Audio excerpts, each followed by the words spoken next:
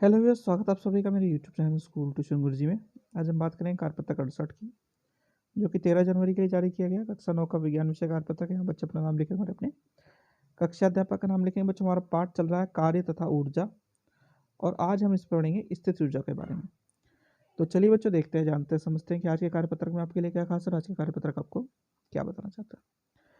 तो बच्चों, अलग अलग प्रकार की ऊर्जाओं में से एक होती है स्थिर ऊर्जा। होता क्या है, किसी वस्तु की आकृति या स्थिति के कारण उपस्थित ऊर्जा को हम स्थित ऊर्जा के नाम से जानते हैं।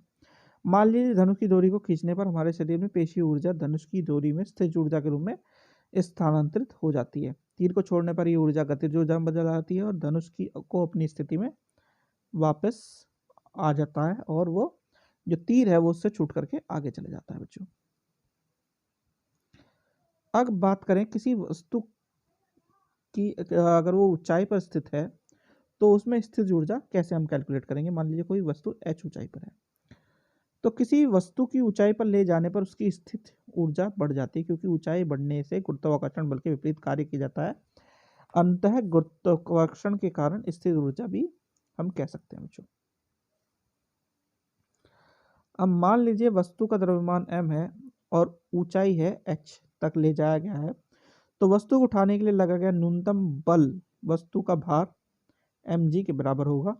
अंतः वस्तु पर किया गया कार्य उसकी स्थिर ऊर्जा के बराबर हो जाएगा, यानी कि बल तथा विस्थापन, यहाँ पे विस्थापन होगा h के बराबर, तो mgh। तो गतिज ऊर्जा क्या हो गई, गुरुत्वाकर्षण के कारण EP is equal to mgh। स्थिर ऊर्जा का मात्रक भी जूल होता है। बच्चों, अब जरा दो उदाहरण देख लेते हैं, छोटे छोटे से उदाहरण है। उदाहरण एक है, 2 किलोग्राम द्रव्यमान की एक वस्तु को पहले 5 मीटर तथा फिर 10 मीटर की ऊंचाई पर ले जाया गया। दोनों स्थितियों में वस्तु की गुरुत्वाकर्षण स्थिर ऊर्जा का अंतर निकालिए। जी बराबर दिया गया है हमें 10 मीटर प्रति सेकंड। तो ये हल कब जब हम करेंगे, तो इसमें फॉर्मूले में सारी चीज़ों को डालेंगे। तो पहली 5 मीटर पे जब निकालेंगे तो ये निकलेगी 100 के आसपास, और दूसरी जब 10 मीटर पे निकालेंगे तो हमें मिलेगी 200 के आसपास। ठीक है, यानी mgh के फॉर्मूले में हमें डालना है।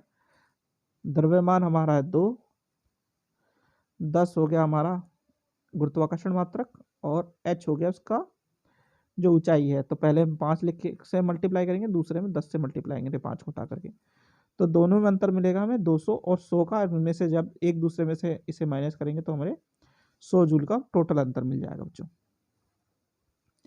फिर है उदाहरण 2 में क्या रखा गया है कि 5 मीटर की ऊंचाई पर रखी 1 किलोग्राम द्रव्यमान की वस्तु की स्थिर ऊर्जा का परिकलन कीजिए। ये तो सीधा सीधा है, आपको वैल्यू पुटअप करनी है। द्रव्यमान 1 किलोग्राम, ऊंचाई है 5 यानी h 5 है, g 10 है। इसको जब इसमें वैल्यू में डालेंगे तो हमें मिलेगा 50 जूल। बच्चों, अब कुछ चीज़ें इसने बताइए, क्या बताइए कि किसी वस्तु की स्थिर ऊर्जा केवल उसकी ऊंचाई पर ही निर्भर करती है, चाहे वह किसी भी पथ से ऊंचाई पर पहुंचाई हो। यानी उसके पथ पर निर्भर नहीं करती, सिर्फ ऊंचाई पर निर्भर करती है। नीचे की ओर गिरने पर वस्तु पर लगा त्वरित होता है, और क्योंकि स्थिर ऊर्जा लगातार गतिज ऊर्जा में बदलती रहती है, नीचे तक पहुंचने तक वस्तु की पूरी स्थिर ऊर्जा गतिज ऊर्जा में बदल जाती है। बच्चों, ठीक है। तो बच्चों, ये तो बात हुई आपके कार्यपत्रक की। अब जरा प्रश्न उत्तर देख लेते हैं।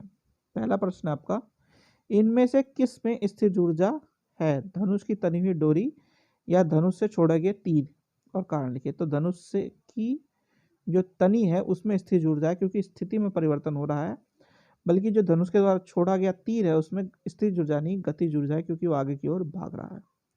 ठीक है बच्चों, ये आपका पहले का आंसर है। फिर है प्रश्न नंबर 2, h ऊंचाई पर रखी एक वस्तु की स्थिर ऊर्जा की गणना कीजिए। तो उस गणना के लिए बच्चों आपको ये पूरा पूरा डेरिवेशन लिखना होगा, ये आपका आंसर है। ठीक है, चलिए अगला प्रश्न देखते हैं। प्रश्न नंबर 3 है, 5 किलोग्राम द्रव्यमान के पत्थर को 10 मीटर की ऊंचाई पर रखा गया, इसकी स्थिर ऊर्जा क्या होगी। जी यहाँ पे दिया हुआ है 10। तो स्थिर ऊर्जा का फॉर्मूला है आपका m गुणा जी गुणा h। बच्चों, यहाँ m है 5, g दिया है 10, और 10 ही ऊंचाई दी गई है, तो ये आ गया आपका 500 जूल। बच्चों, ठीक है, चलिए अगला प्रश्न देखते हैं किसी वस्तु में स्थिर ऊर्जा है, इसके 3 उदाहरण लिखिए।